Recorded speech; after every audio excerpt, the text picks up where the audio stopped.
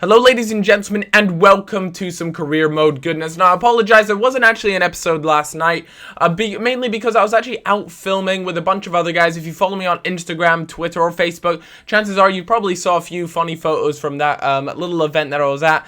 And yeah, it was a lot of fun, but now I'm back. I'm here giving you guys some more goodness, and hopefully you guys can help me work with this idea that I've been thinking about. It's a bit of a, it's a career mode idea, so all of those career mode fans out there, you guys will certainly sort of maybe take a little bit more interest to this idea. And the games I have today are against Arsenal. I think there's one against West Brom, and the other one is against Manchester United. Obviously Manchester United being one of the bigger games, a pretty big game for any sort of Liverpool fan. But Jovetic has actually recently really been coming into form. He's been playing very, very well, and I kind of noticed that with a lot of newly signed players. You know, when I first picked them up, they just don't seem that great, and then when I play a few more games with them, they seem to really gel and mold into the team. I'm not exactly sure why that is. I don't even know. Maybe it's some sort of algorithm EA have into the game, but I'm not entirely sure, and I don't want to make any assumptions, because I remember when I first started with Liverpool, I thought Sturridge was absolutely trash, but fortunately he's really come into his own player and is absolutely tearing it up now.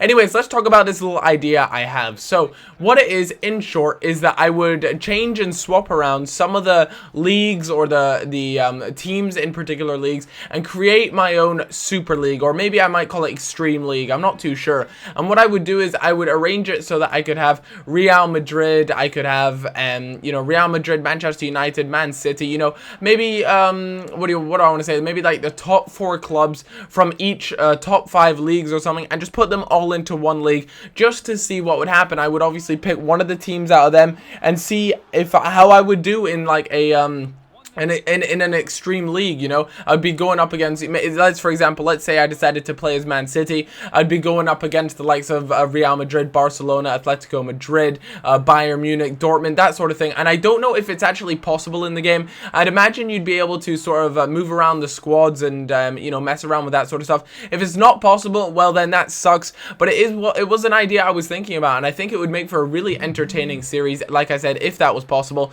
Sterling there bangs one into the back of the net, a really nice goal, and it's something that he definitely wouldn't have been able to do a few months ago, but he's really developed quite nicely, becoming a really good player. And whenever I say a player is developing nicely, I almost feel like Wenger, you know, I feel like a pedophile just saying like how, you know, players are turning into a man, they're turning into better players. I don't know, it just sounds really strange. But anyways, back to my idea and going off of the whole pedophile thing that I was just talking about there.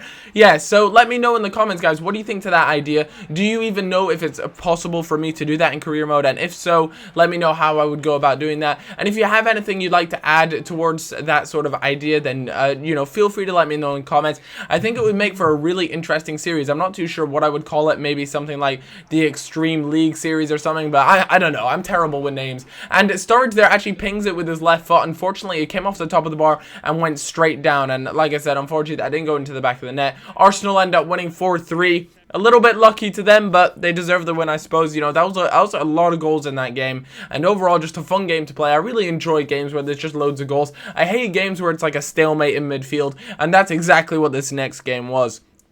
This game against West Brom was literally just back and forth in midfield, a battle of midfield for a lot of the things. So I've decided to pick out just a few of the highlights from the game. I did my best, and I'll put that together for you chaps and chapettes. But like I was saying, if you guys have a name, any more sort of things, any more things you would like to see in the league or anything like that, then let me know in the comments. Maybe I might do, you know, top 4 of each league, and then maybe have 2 wild cards, and you guys can vote which wild card teams that would be in the league, and it could just be a really fun sort of series that I'd like to do. Let me know in the comments, because I know you guys like to go beast mode in the comments of certain videos. And of course, guys, if you'd like to leave a like, that is very much appreciated. I understand I haven't been getting many videos up recently, and I do apologize for that. I really need to start hauling some ass here, and hopefully I can get you guys some more career mode goodness in the near future. But we went 2-0 up pretty quickly, which was good, because this game really wasn't that enjoyable to play. A really nice effort there. I think that was from Lukaku, who went for the bicycle kick. Unfortunately, it didn't pay off for him,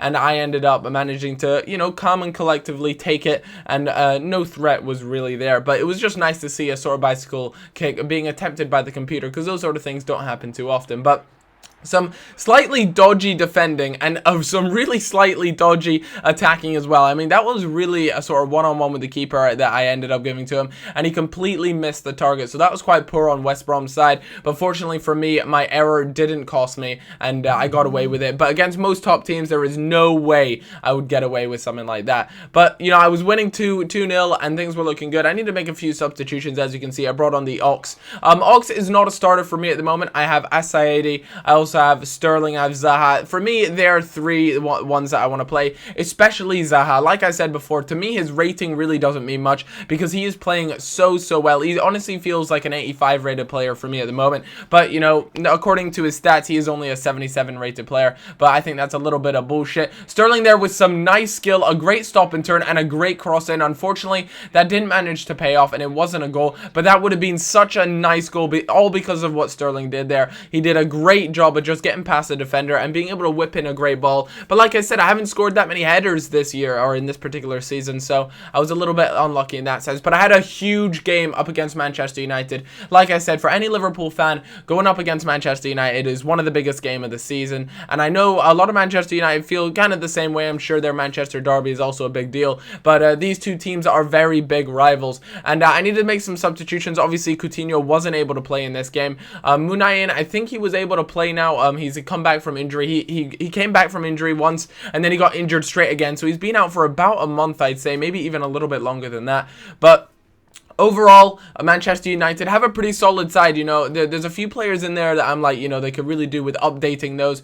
But they've definitely got some youth there that could really develop quite nicely. But we'll just have to wait and see how that pans out next season, because it looks as though this season they aren't really doing that well. They'll be lucky if they get a top 4 spot, and that is something very, very rarely will you ever hear that Manchester United are fighting for a top 4 spot. But another thing is they were actually in the Europa League this year. You know, they didn't make it into the Champions League last season, so it'll be interesting to see how well they perform. And Villa buries a penalty on the marker, on the halftime marker, the 45th minute, which was just fantastic to see. Really happy with that. And to go 1-0 up, you know, that puts your confidence way up there. And the rest of the game, really, we actually dominated, I want to say. You know, we played very, very well, and we were in control for most of it. So, you know, when you have that sort of feeling, it just makes the game so much easier. But some slightly shady defending for me. I actually pulled one of my one of my center backs a little too far away from the attackers. I got a little bit cocky, and a lack of concentration really cost me that goal there. But still, I was in the driving seat. I felt I was definitely playing the better football,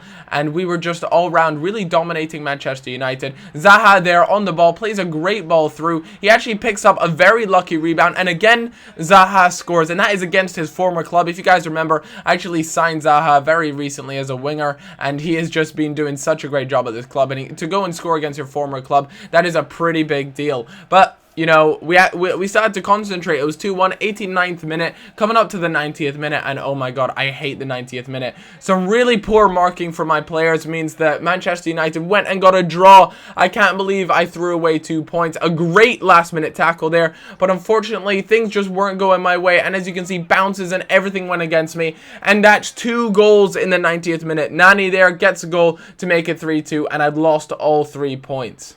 Or had I? Because Jovetic turns him, and unfortunately, he didn't get the shot off there, but he was doing such a great job just to hold on to the ball. A beautiful finesse, and that's 3 goals in the 90th minute. Jesus, EA, talk about some dodgy stuff. I mean, that is incredible. So luckily for us, we were able to rescue it right at the last minute, and we ended up just pulling away with 1 point. As much as I thought we would have been able to come away with 3 points, it wasn't meant to be, but at least we didn't lose right in the 90th minute as they managed to pick up 2 goals. We responded with the super late 90th minute goal, and Fergie time will not defeat us. Guys, I hope you've all enjoyed this episode, and if you have, then leaving a like is very much appreciated. Of course, leaving your thoughts on my new idea is always very much appreciated. Hopefully, I'll have another video up later tonight. It'll all be a little bit of a surprise for you chaps and chapheads. Until then, I'll see you guys in a bit. Bye-bye.